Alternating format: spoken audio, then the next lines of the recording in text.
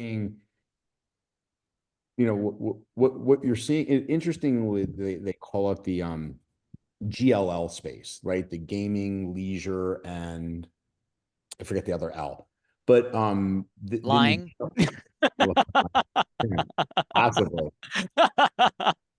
gaming, leisure, and anyway. But what's interesting about it is like one of the things that they cited, even Chip, the downward trends in hotel and travel.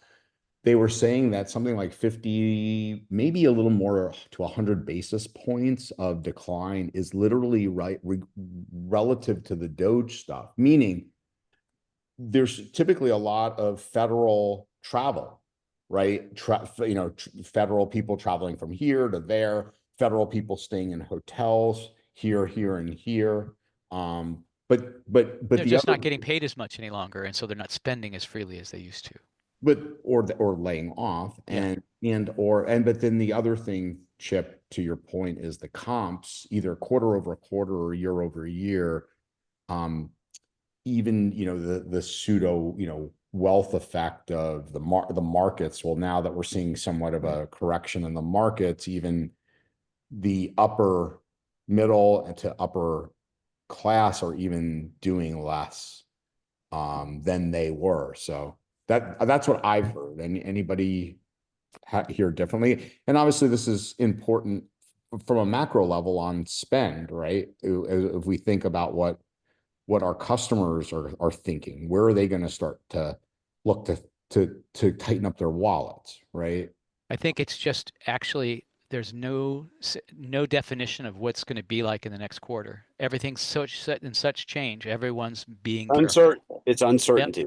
Yeah. Yeah. Started So before the election, and it's uncertainty about, you know, is is Doge, I hate even calling it Doge, but is Doge going to work, or what it's doing going to work? Um, is Trump's tariff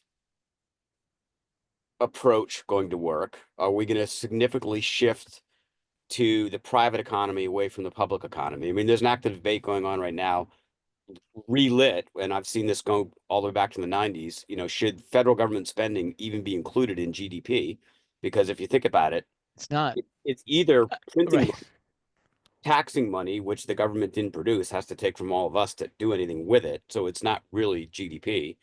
Or it's If we it's start having an economics discussion, we got to bring out a whole new set of it is a whole new parameters. set of rules. So Yep. I think it's just uncertainty, Andrew. Um, I Yeah. agree with that. Yeah, what do We you think, had, man? Love to hear your thoughts. yeah, in January, I was really optimistic. We picked up 2 new clients. I thought, oh, this is going to be great for the year. And then February really felt a shift and I think it's the uncertainty. I think people are nervous right now, and that's probably why um, travel and leisure is down. I think people want to see how is this going to settle out? Is it going to actually all work, or is it all going to blow up? Yeah. so I'll give you a prediction on that, and then we can get over to security. You ready? Yeah. Yeah. Since we're having the conversation, it would work fantastically well if it could go long enough. But Trump's only going to be around for 4 years. Or this movement of people who want to reduce the size of government and move back to a private economy, that movement, it's not going to last much beyond a Trump presidency, in my opinion. And then it's going to be, then it's going to swing back the other way, the So, pendulum. Chip, how does transparency and AI change that? I think it can, Andy, but there's another element to transparency in AI. I mean, AI itself is putting a lot of white collar workers out of work, and Yep. it's going to put 10x as many white collar workers out of work in 36 months than it is right now. It's moving very, very, very fast. I'm going to suggest that blue collar will be impacted as well. Absolutely. It's coming there Right. as well. But look no further than the example of Elon Musk buying Twitter, turning it into X, firing 80% of the staff, Yep. advancing the product substantially. Mark Zuckerberg wakes up one day and looks around and goes, "What the hell?" and lays off Does the same 5,000 thing. Right. 5,000 people. Doesn't notice a blip. Lays off another 5,000 people. Doesn't notice a blip. You know what? I think we can lay off 10,000 now. And in 14 months, lays off 20,000 people. And guess what? nothing bad happened to Facebook. But So those people then get redistributed and used by other companies to some, produce. Yep. not all, not everybody lands on their feet. I mean, so my prediction is that I don't think it's going to work long term, not because classical Austrian economics can't work, but because we won't let it as a society. Can I just say, Chip, I tend to agree with you, and here's why, is because we have become addicted to, the cheap, easy money and basing our wealth on the stock market. And I think, major corrections are going to, force the Fed back into easing. I just don't see it. And when you start to balloon the debt again, you can't get out of this perpetual cycle. So what are your thoughts on that? Yeah, I agree. But what happens eventually is the perpetual cycle will have to crash sooner or later. 100% It it can't will. go on forever. It's never not happened in the history of humanity, so it will happen at some point. And the dollar's global dominance will fade away, and unless we plan for that, we'll follow the exact same trajectory of the last great empire before us, which was England, and we'll wind up as a service economy with the things that make money, or where you make money is in government banking and financing, and somebody else will take over the primary economic leadership of the globe, but it's probably going to be China. And all our generation of people will be just like the generation of Brits that lost the empire, will be forever wailing about how great we were and how better we were than the stupid Americans that do what they are. We'll have a superior air about us, and we'll all be full of shit. Yeah. It's happened over and over and over again, so we shouldn't. Well, which is the thesis of fiat currency, right? That it's doomed. Guys, we have gone in a direction. I would love to start talking because I study this too. So you understand it's coming, but we should stay on SaaS, should we not? Well, I want to hear Liron one time on this, because I know he's got some thoughts on this, Liron. Okay. And then we'll get going with some Well, good. it is security, so we're talking economic security. So So Bitcoin's on its way, guys. Yeah. It's coming fast, and that's going to be the change. Oh boy. Everything Chip said reminds me of the new Ray Dalio book. It's all in there. Yeah, the fourth turning. Is that what we're alluding to The now? fourth turning is Neil Howe.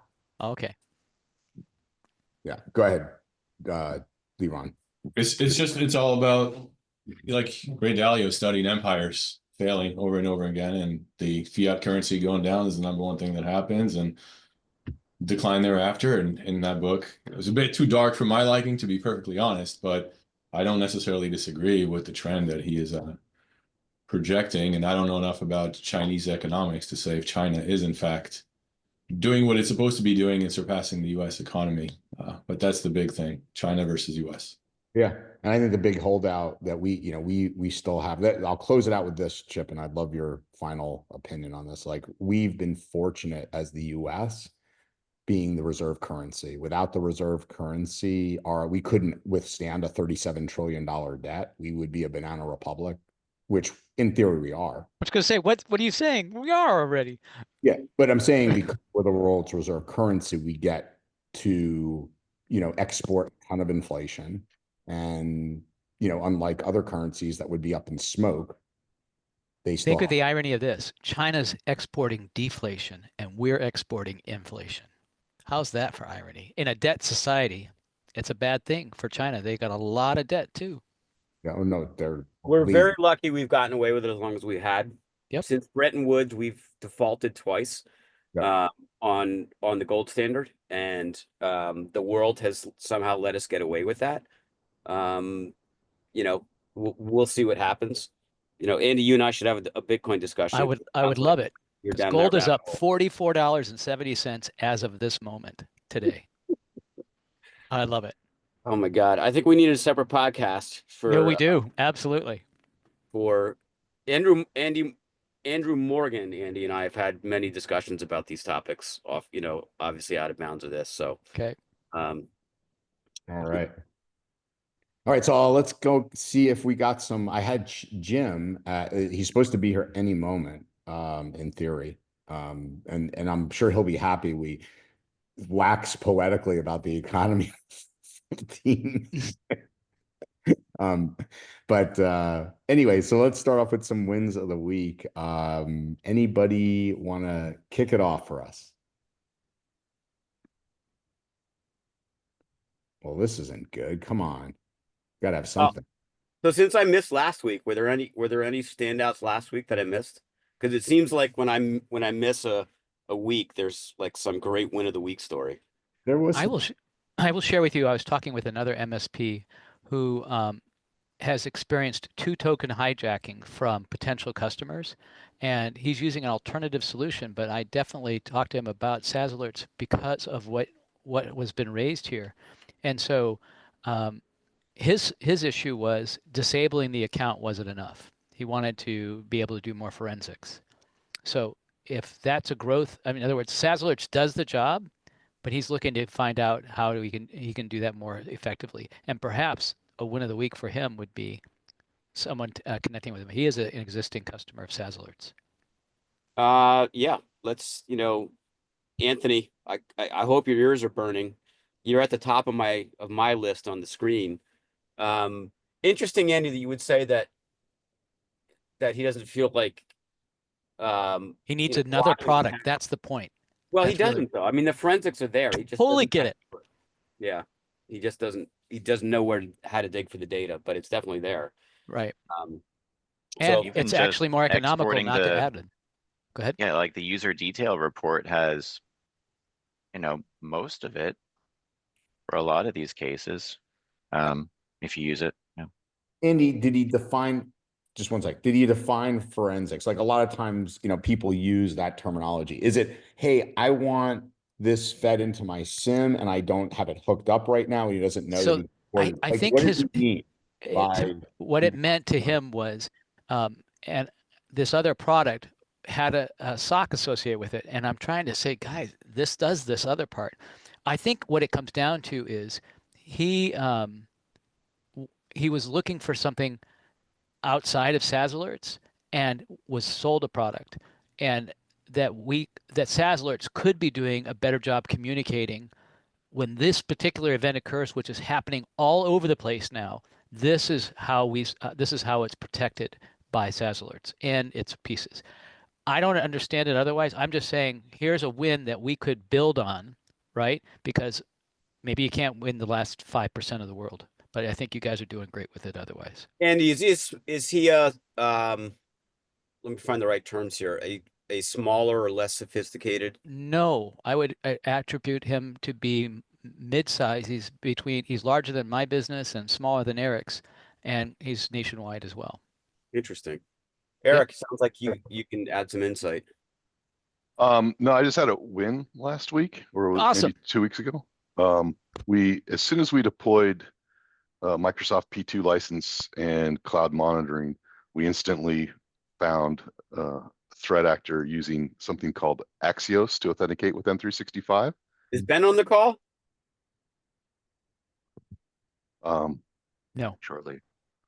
But yeah, so then all of a sudden, as soon as that popped up, then we started seeing impossible travel. So that was very interesting. And unfortunately, the new non-client that we were helping out with this didn't really take it seriously, but hopefully we can convince them otherwise. They're in a little bit of a state of denial right now. Yeah, I mean, that's the isn't the Axios the quintessential adversary in the middle type stuff we're seeing, Chip? Yeah, so that's why I jumped in and said, is Ben on the call? He is now. I'm here. So Eric, you're probably aware of this because you're on most of our calls every week you're here. But if you're not, Ben and the MSA team, with help from Zach and some others in the partner community, identified that very specific trend and pattern and signature in attacker in the middle. And we've got respond rules built for it. So does it require the P2 license, Eric, in order to detect it? I can't tell you that, but that's our standard when we do cloud monitoring, that everyone has to have a P2 license that gives us that extra logging and capability. I'm So pretty Ben, sure that the stuff we developed does not require a P2. that was my point right there. Okay. Another licensing save, right? Ben, anything to add? To that rule for Axios, is that what you guys were talking about? Yes. Yeah. Yeah. No. Not too much. Just keep in mind that it is a legit agent that can be used for good and not only for bad, but we've been able to narrow it down. Most of the time we see it as from the Global Internet Solutions, ASN. So if you really want to dial it down to that specific ASN, it's near foolproof. Excellent. Well, I think you just also got the answer too, Andy, to Eric said why he uses P2 for your friend there. Yep. Yeah, I could see things go moving to like the secure service edge sort of approach. You almost see that happening with some of the attackers where you can identify them by the network, after a certain point, and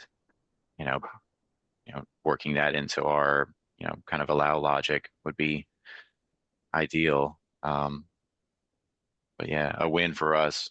One of our clients is basically asking for us to be all knowing and know everyone's location and where they're supposed to be. And so yeah, SaaS Alerts at least gives us a fighting chance there. Sounds like Unify in action. That's on the roadmap. I can't go too much into it, but I can just tell you that's on the roadmap. Yeah, this user is Ghana, this user is US, and just know it already. We're getting there. Yeah. SaaS Alerts LoJack, Leron. LoJack. LoJack. How many people are young, are old enough? Well, yeah, on this if you're call too to far know away LoJack from is? if you're too far away from your map device, like you could, have some logic there for sure. Connect directly with the SASE provider, get the IP addresses. Yep. And then connect those to the user's whitelisting rules. And MDM devices too, guys.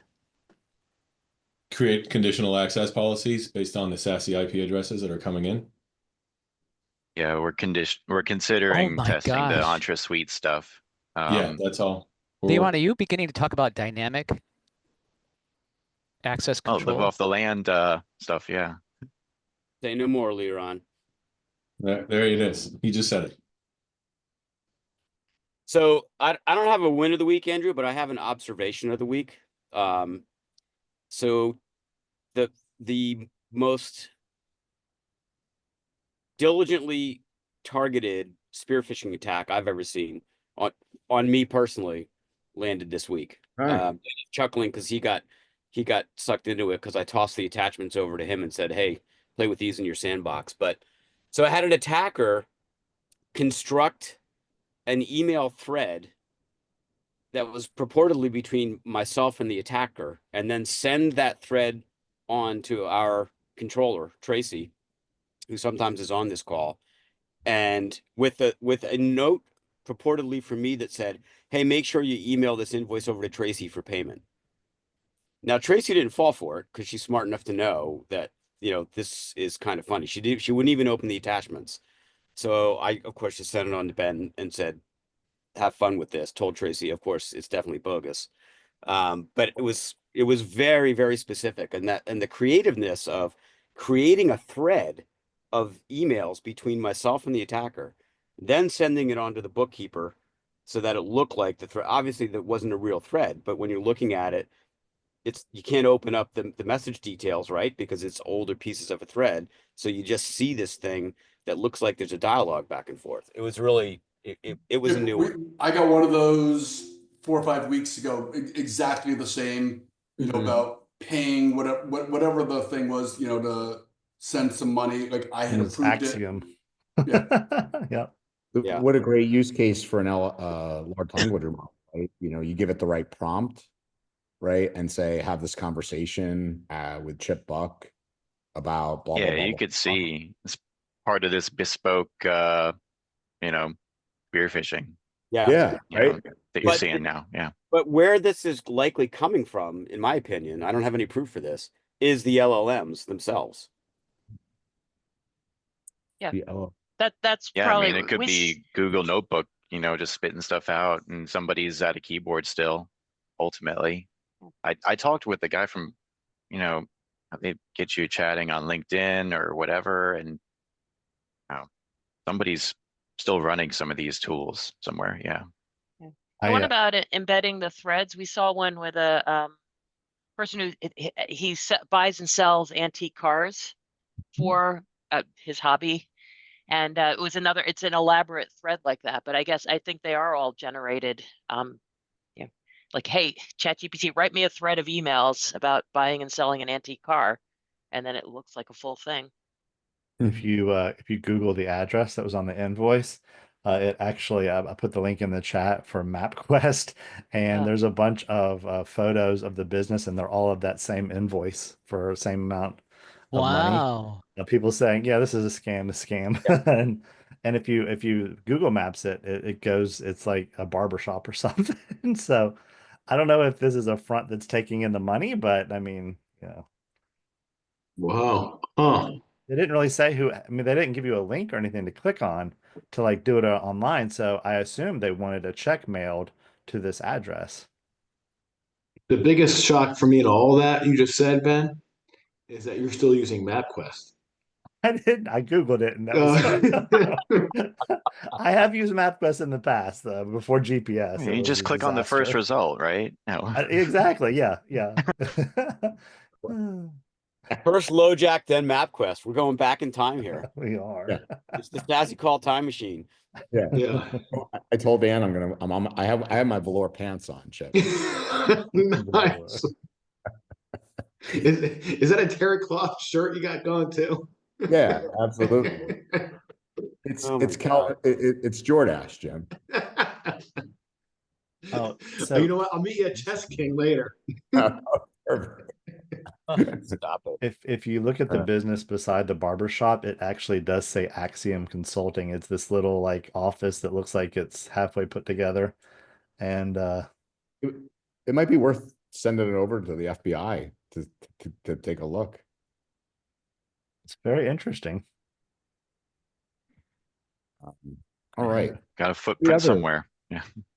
Any other wins? Jim, anything for you this week? I've been on a lot of internal calls, unfortunately, so not a lot going on for me outside of the world I'm currently in. So, but I'm glad, it was cool to hear everyone else's commentary on this. You missed the first 15 minutes. We solved economic world issues. Oh, really? Yeah. Tackle tariffs and all of it? Yeah. We displaced Bessem with Chip. Chip's heading to the White House. Okay. It's the Buck Morgan Rowe Bitcoin reserve that's going to save the world. That, okay. You know, we own enough gold that once the U.S. gold is repriced from its current $42 to the actual market price, you know, we'll have another 800 billion or so lying around. Well, I don't know how much gold you have, but I know how much gold Andrew has because I saw it in his web browser last week. Oh, there you go. Did I bring up that account statement too, Jim, for everybody? Yeah.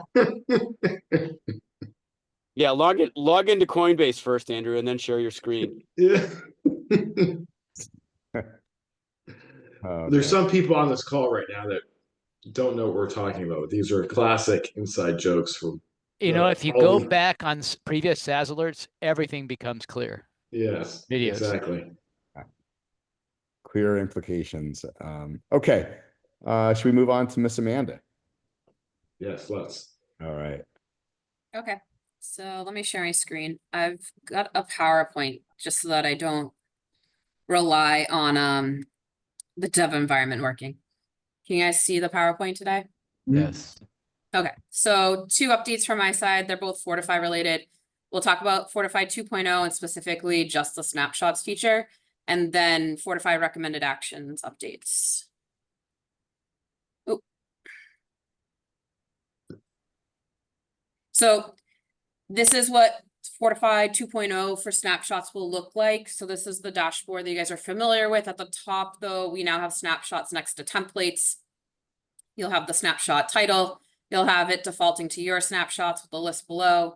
Community snapshots will be part of it again. So we will have a recommendation of a snapshot, and then people can publish just like with templates.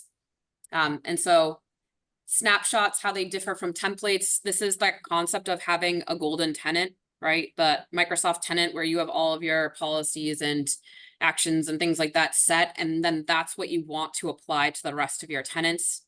So you'd go and you'd import the snapshot from that golden tenant and then be able to apply it to the rest of the organizations. So once you click that import snapshots button, you're going to be asked, you know, which tenant is it that you're actually considering the golden tenant that you want to import it from. You'll get your list of different organizations.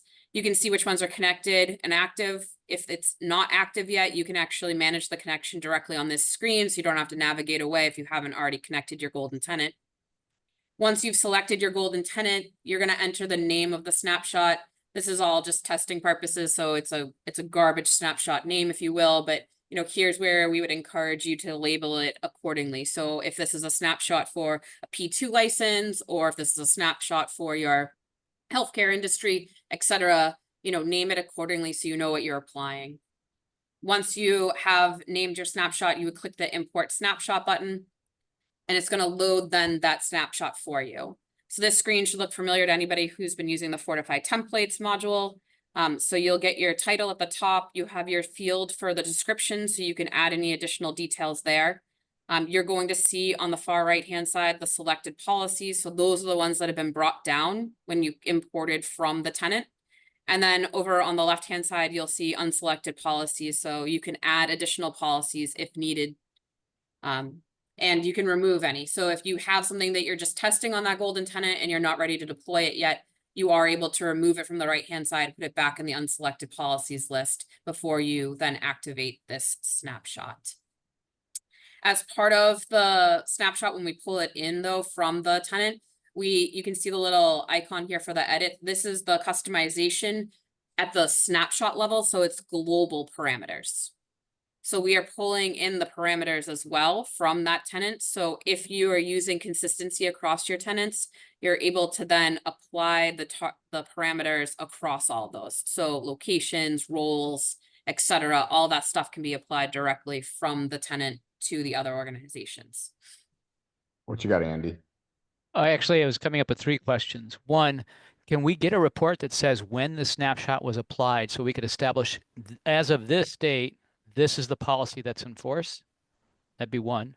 2, the drift that occurs with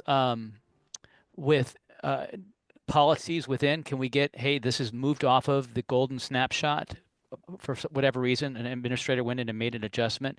This has been changed.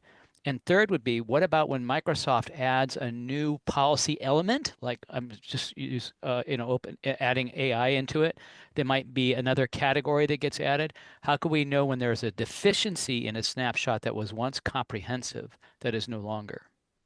Yeah, so I'm actually not going to answer your reporting or your drift questions today. Those are all part of Fortify 2.0 that are coming.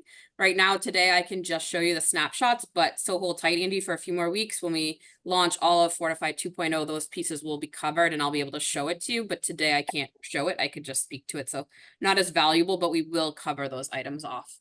As far as the last piece, so you can see here that I'm back on the dashboard screen, and this is where you would actually manage your snapshot. So if Microsoft has something that they've added on their side, we're not going to know that that snapshot should or could have a recommendation from Microsoft. But what we will be able to tell you is if there is a difference between the tenant, the golden tenant, and the snapshot that we have. So if somebody has made a change to that golden tenant, you know, it has a new policy, we will know that it is out of sync and we will indicate it to you on this screen. Does it work the other way as well? If someone makes a change to a snapshotted tenant that's different than the golden master, it would tell us that as well? No. So this is, again, you're taking that snapshot in time of that piece, and then any changes you do live inside of Fortify. Okay. So once you've configured your snapshots, they're live. You have the dashboard here where you'll see the snapshot name, the description, the author, when it was created, and what organizations it's being applied to. If you want to add additional organizations, you can do it directly from this screen with the edit pencil underneath the organizations. We have our typical edit, copy, delete, and then this is the sync history. So you can see the ones that don't have the red coloring are within the sync.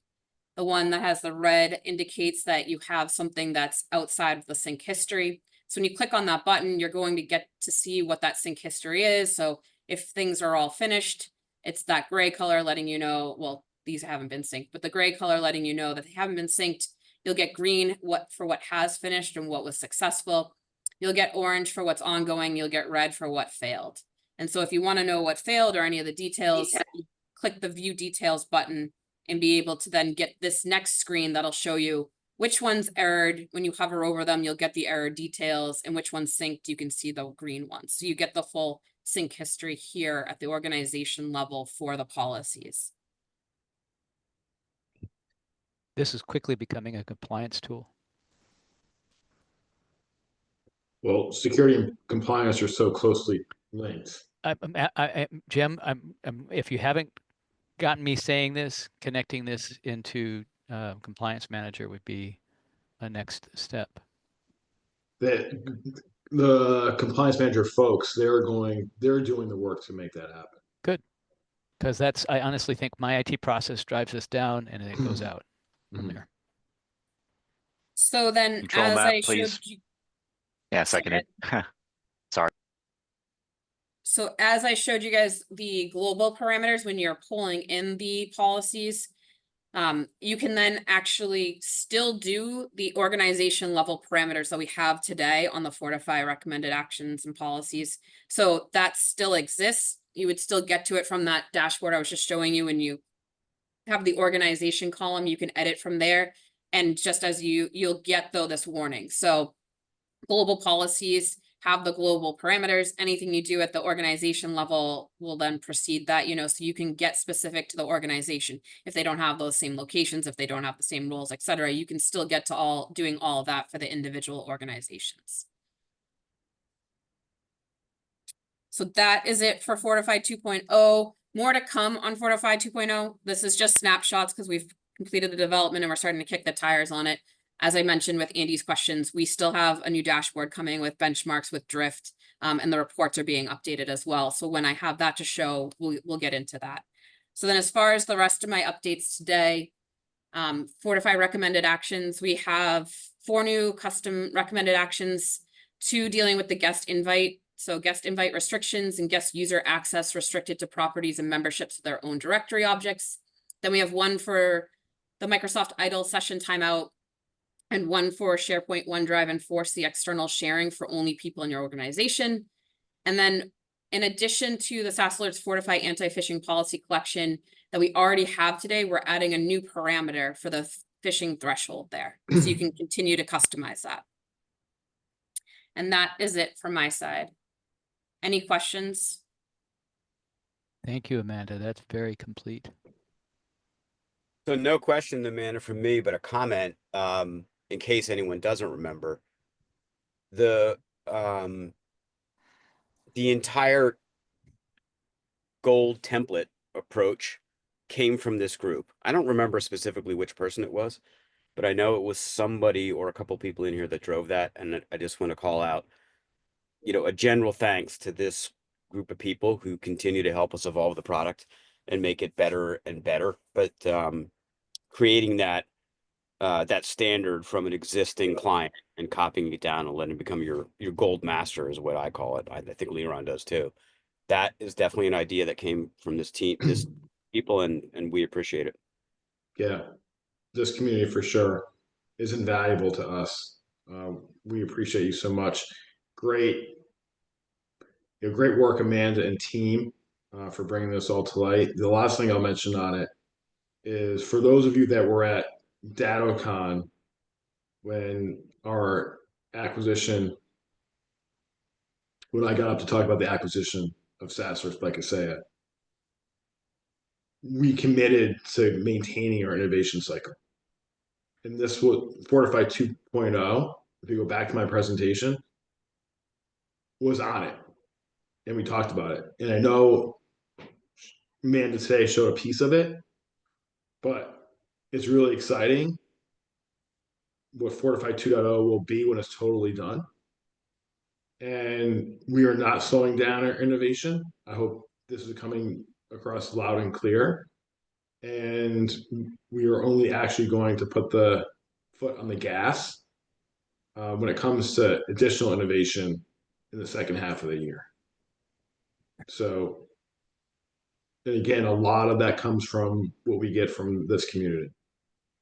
So just wanted to highlight that. Kudos. And great job, Amanda. Week over Yeah. week. Really cool there. Yeah, even if you just join that, it's a free community, that 365 benchmarks, you can see what they're developing on the CIS workbench. And yeah, it's like right in line with what you all are doing. So awesome. Thank you, Stephen. All right. You mentioned, Stephen, are you doing stuff in CIS? No, I just joined the community, and so you get notifications when you join it. So I joined everything that I care about, and so I can see some of the stuff they're adding into the benchmarks, and they're just adding stuff every day. So We're doing good to keep up with.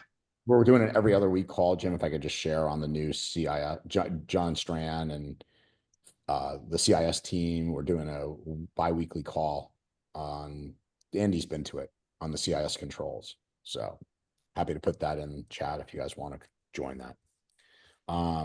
And by the way, I know we got to get you and John together, Jim, so I didn't forget about that. That's, you and I will talk about the 2:30. Okay. Awesome. Chip, this one I sent over to you. I thought this one, other than the fact that they put the, how many, 396 names in the to field. I love that. Oops. Andrew, now your AOL address that you still have hanging out there has been shared with the world. Yeah, exactly. But taking that aside, I like this one in terms of trying to trick people, because normally it's like, something about, this is pending, or, but this is, you sent, we have your money, which I think is really good to try to get somebody to take action. It's like, no, what do you mean? I didn't spend $3.99. Obviously a good, computer vision type phishing tool would probably pick up on those icons, those logos, but it got through my my Apple, my Mac mail. But sense of urgency again, to try and coerce somebody to call. And again, this comes back to the whole thing we talked about last week on phishing, right? This is prompting somebody to get on the phone. And this is, again, the whole pretexting, malware-less way in which, and if you join the cyber call this Monday, when we had Clark Harshbarger from CrowdStrike on, again, this is where threat actors are, a lot of bread and butter is going into their efforts. So anything about this one strike you, Chip, other than the 396 emails? Yeah, I just got such a kick out of that, because it's, what went through my mind, Andrew, when I noticed that, and I obviously messaged you back about it, was I can imagine somewhere there's some kind of a forum of black hats themselves who are laughing their ass off at this kind of stuff. Like, oh my God, we got to get a hold of this rookie. Look at what they just did. Right. And somewhere in the world right now, there's a black hat SASE call going on where they're all busting the balls of whoever did this and saying, nice try, but so amateur, you're making us all look bad. It was, look, I get PayPal is the one for me that's like this. I get them every single week, sometimes multiple times a week. Like that, I got something charged already to PayPal. Like I don't even bother going to my PayPal account to double check anything anymore. They're so frequent. It's just silly business. So, but this goes to show the whole reason why exfiltration also, though, Chip, your point you just made is more than likely PayPal got data exfilled. I, at one point, bought years and years and years ago, my daughter, I bought her something through Best Buy with the Geek Squad warranty. So we know these companies have, gotten compromised and data exfilled. And so, You know, it's so funny. You asked at the beginning of the call why I'm en route. I gave you the explanation.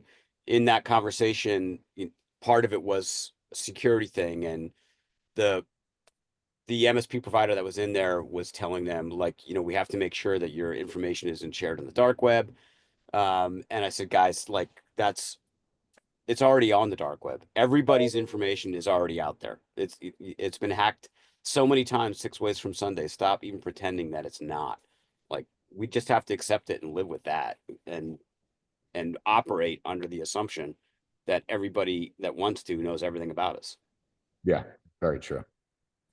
All right, so this is I did a threat brief last week with the CrowdStrike. This is a IR firm called Obsidian Security. I'll put the URL in. I really like their threat report. It's a good one. I'll rock through it, but please interrupt on the way. I think there is a I'm air quoting a paywall. Not that it's free, but the URL I'm putting in, I believe you still have to put in your credentials to get the. I just got the PDF, so Oh, you it's did? immediate Okay. download. Okay, perfect. Then you guys don't. I just saved you from getting your stuff on the dark web, right, Chip? There you go. The reason I like this one is it's specific to what we do here on this call, our week in and week out. This was really just simply a report. I shouldn't say simply, but this was their IR team focused on SaaS attacks and SaaS breaches.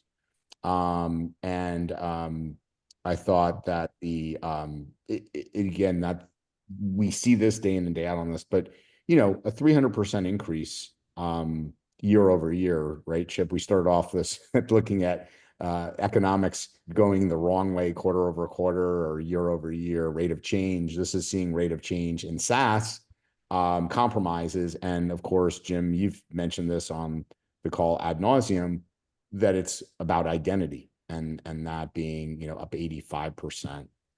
So that's how the executive summary starts off. They have a really nice key insights. We talked about this today with Axios and the adversary in the middle, but pretty staggering when we know that it's basically 90% of SaaS breaches are compromised via identity, with adversary in the middle being 39 now, almost 40. Picture almost, it's getting to a coin toss. We've said, people have said on this call, right, Chip? We're seeing more and more adversary in the middle type stuff. It's getting near a coin toss of heads or tails if it's going to be that. So it would certainly ratchet up your respond rules around that if you don't have them. This was interesting, is that the attacks, you would think that, SSO and identity providers would be certainly it is a good thing, but they point out that 99% of all breaches start at the identity provider level. Any thoughts on that, Chip? Why that would be so high at the identity provider? Is it just, again, that we talk about 99% being password related, and that just goes hand in hand with the identity provider? I'd answer it. I mean, yes, I agree to the statement, but I'd answer it a little bit differently. And it ties into, the original thesis that Jim and I and Seth had when we founded this business, was that what's important in security is account, and the account is what the IDP is all about, right? Is attacking the account. It's no longer devices. That was our thesis in 2018. It's accounts. And the way you access an account obviously has to flow through some IDP platform, whether it's Microsoft native, Google, or Okta, or whoever. So that's the point. It's really about the account, because the accounts attach to the data, and the data is the target. Yeah, really good point. I thought the next one was something pretty profound, in that, Jim, we a few years back on the SASE report, we're like, gosh, can we get MFA up? And now we're starting to see the proliferation of MFA. It's like, great, people are starting to adopt MFA, and lo and behold, we see the threat actors realizing, he's always staying a step ahead to a degree. Yep. MFA bypass, and that's pretty shocking that let's call it 85% MFA didn't stop the attack. So we know that it comes back to the token, right, Chip and Jim, where we're Yep. seeing this is where the attacks are going. And it took us how long to get to MFA? Now are we going to have to get, getting somebody to phishing resistant MFA? That's going to be Then the question becomes, do people just start dropping MFA? If 85% of Well, attacks are bypassing yeah, it, but hold on. I'd love to tease this out, and I don't know that we could even do it with our data, but so 84% had MFA. What's the percentage that are AITM of that 84% versus MFA fatigue? Somebody finally gets sick of it and they just right. I would ask it a different way. I believe they're saying, look, MFA is not enough because you still have vulnerabilities that need to be maintained. There still has to be a training process that goes on. There still has to be all these other aspects to protecting the environment that don't exist here, potentially. I think that's a good point, Andy, on the training side, especially because, somebody has to fall for a phishing email for an AITM to successfully occur, right? I think that's certainly the pattern we've seen. We haven't seen Third-party apps, you name it. We can just come down the list. So, and then it comes down to that configuration piece in the cloud, right? Where you're having something that opens the door, like we talked about last week. I forget that mail client business that it was. Yeah. But sorry, Chip, did you finish your thought there, or? No, I just think it'd be interesting to tease this out. Like it doesn't surprise me at all. I'm sure it doesn't surprise Ben, who runs our MSA division and deals with this day to day more closely than anyone else in SaaS Alerts. Of course, 85% of the incidents have MFA. That's how most AITMs occur. That's why AITM was developed, because brute force was no longer a successful widespread strategy because of MFA. Like, these things follow along. We're witnessing an evolution in how we protect our customers and how black hats go after them, and they'll continue to evolve it. Yeah.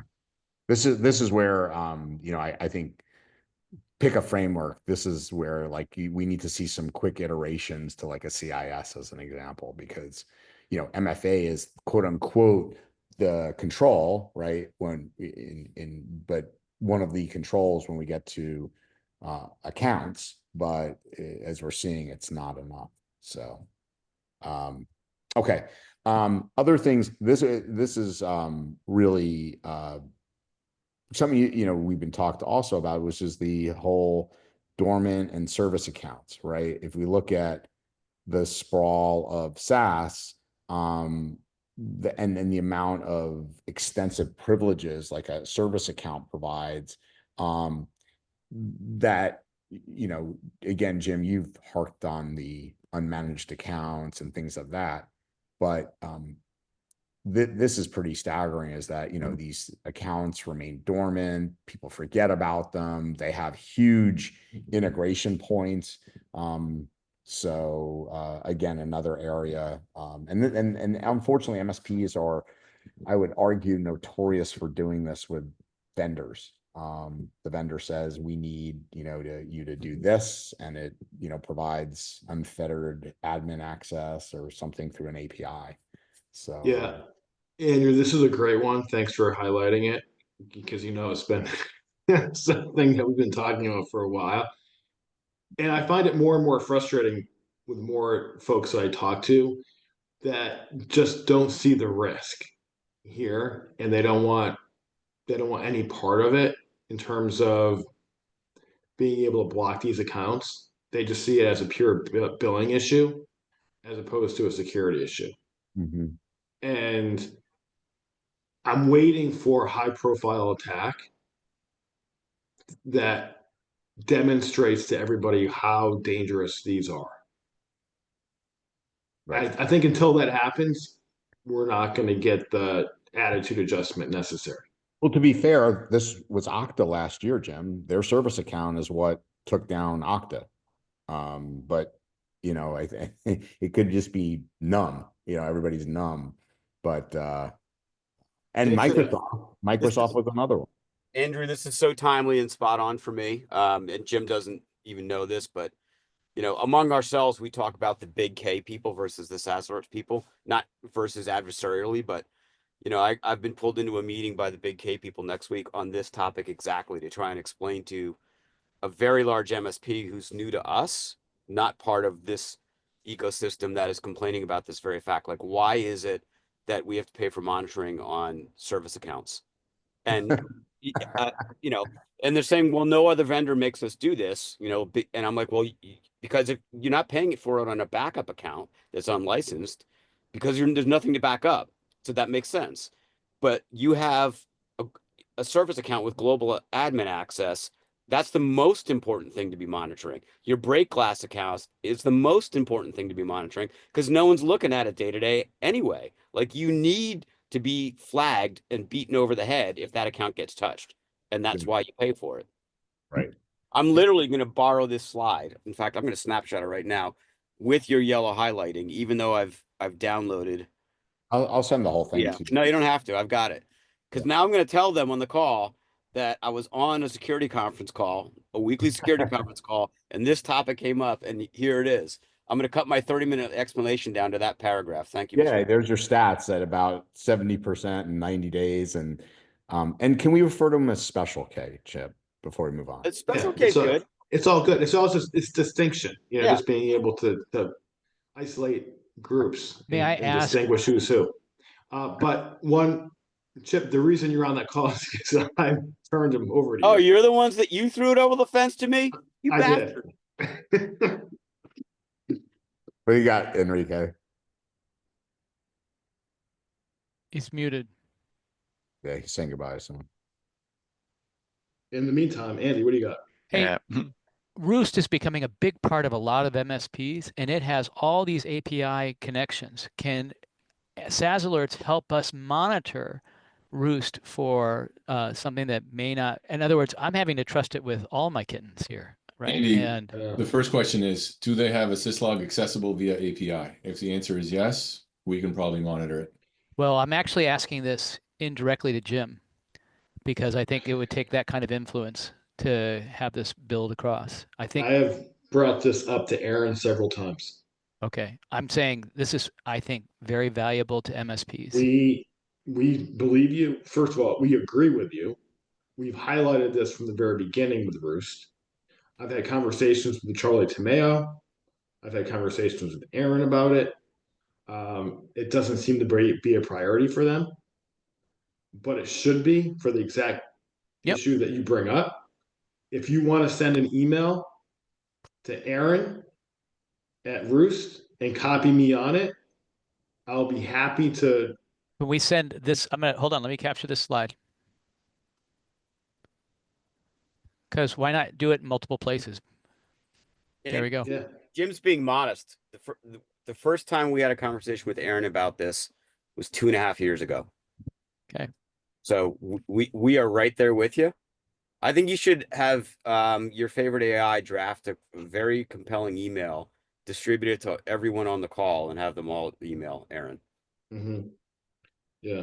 And look, Andrew, you have a great relationship with the folks over at Roost and Aaron as well. So, you know, do you mind being copied on this email, Andrew? Not at all. No. So go ahead and copy. I think we should Mr. also Morgan, include Mr. Big Time Security Guy.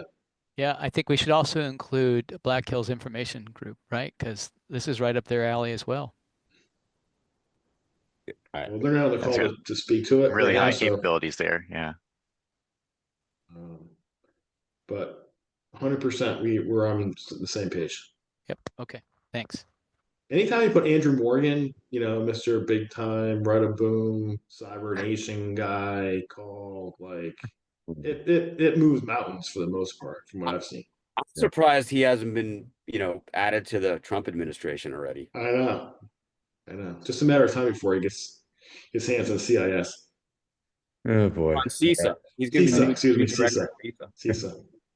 But Chip, this is the slide you'd like to also highlight, because this is how these were both service-based accounts, these attacks, both Midnight Blizzard and Snowflake.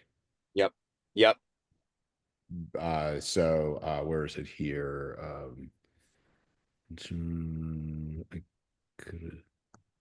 Anyway, maybe it's just a touch above in the report, but these are both these were not individual, these were both service accounts.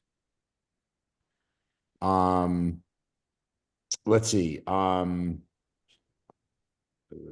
is this one? That's true. I'm sorry, I'm just reading this real quick. I forgot about this slide, so bear with me.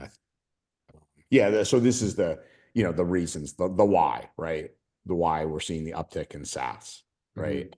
And where the data is stored, etc. Yep. SaaS identities are the target. Yes. Yeah. That's the thesis. But we knew this 6 years ago.